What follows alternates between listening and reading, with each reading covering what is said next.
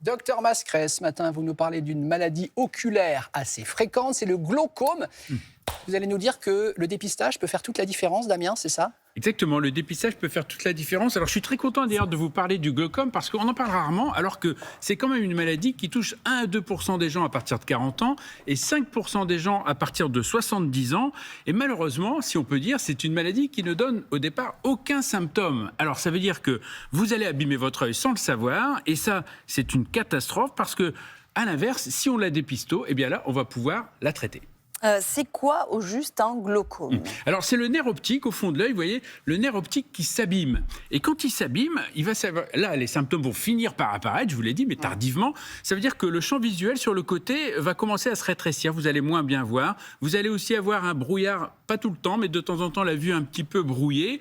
Et malheureusement, les lésions sont irréversibles, c'est-à-dire ce qu'on perd, on ne peut plus le regagner. C'est pour ça que c'est vraiment très important de le dépister et de le traiter. Alors dépister, ça veut dire qu'il y a à peu près 500 000, c'est un vieux chiffre, mais 500 000 personnes en France souffriraient de glaucome sans le savoir, on commencerait à avoir du glaucome.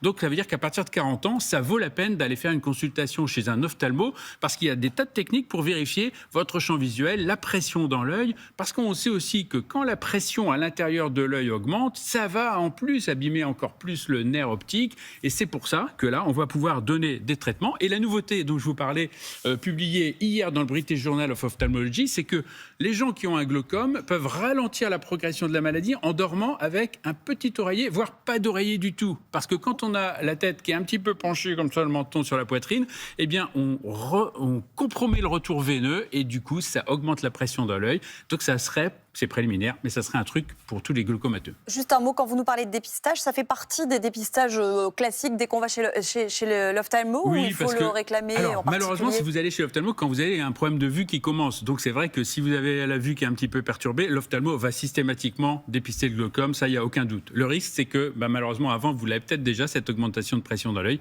mais ce n'est pas forcément dépisté. Donc, vous nous avez donné le conseil de dormir à plat pratiquement pour soulager ce glaucome. D'autres conseils pour nos téléspectateurs qui en souffriraient? Oui, il y en a 3. Le premier, d'abord, c'est de sensibiliser sa famille, parce qu'il y a une forte part héréditaire dans le glaucome. Donc, rappelez effectivement à vos descendants qu'il faudra se faire dépister dès 40 ans. Bien prendre son traitement, ça c'est évidemment fondamental, parce qu'on ne sent pas la pression dans l'œil. Donc, il faut bien prendre son traitement, faire un suivi régulier. Là aussi, ça veut dire vous avez un glaucome, vous avez un traitement, mais quand même, à partir de 45 ans, tous les 3 ans, vous allez chez votre ophtalmo. Et puis le troisième conseil, c'est de réduire aussi les autres facteurs de risque qui risquent d'aggraver votre glaucome. C'est en particulier l'obésité et l'apnée du sommeil. Pourquoi? Eh bien parce que quand on a moins d'oxygène qui arrive dans l'œil pour aller alimenter, nourrir le nerf optique, là aussi on contribue à l'abîmer. Donc c'est important.